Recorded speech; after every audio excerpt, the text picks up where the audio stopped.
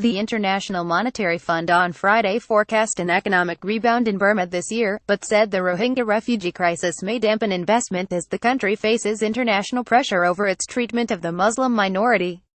More than 600,000 Rohingya have fled to Bangladesh since late August, driven out by a military counterinsurgency clearance operation in Buddhist-majority Burma's Rakhine state. A top UN official has described the military's actions as a textbook case of ethnic cleansing.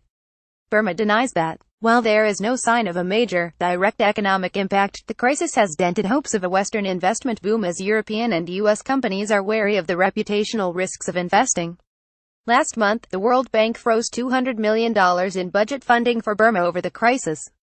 The internal conflict and humanitarian crisis in northern Rakhine state could affect development finance and investor sentiment, although direct economic impact appears to have been largely localized, the IMF's Burma mission chief, Shanaka Peiris, told reporters in the commercial capital of Yangon. Myanmar's economy is rebounding, and macroeconomic imbalances are stabilizing. Growth is expected to rebound to 6.7%, he said. However, the near-term growth trajectory was moderately weaker than previously expected, reflecting a subdued pickup in domestic investment and uncertainty surrounding the Rakhine state crisis, particularly for tourism, he said. The IMF had previously downgraded its gross domestic product growth forecast for Burma for 201,718 to 6.7% from 7%, but Shanaka said it still represented a significant acceleration compared with 5.9% from a year ago, thanks to a recovering agriculture sector and exports.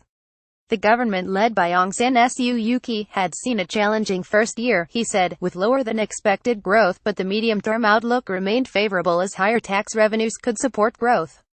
Frustration over the government's management of the economy has grown in recent months.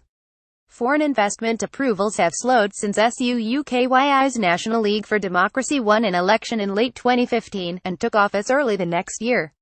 Still, Burma has enjoyed one of the fastest growth rates in the region after the military, which ruled for nearly 50 years, ceded power in 2011 to a quasi-civilian government that ushered in rapid reforms, including the relaxation of foreign investment rules in 2001-314.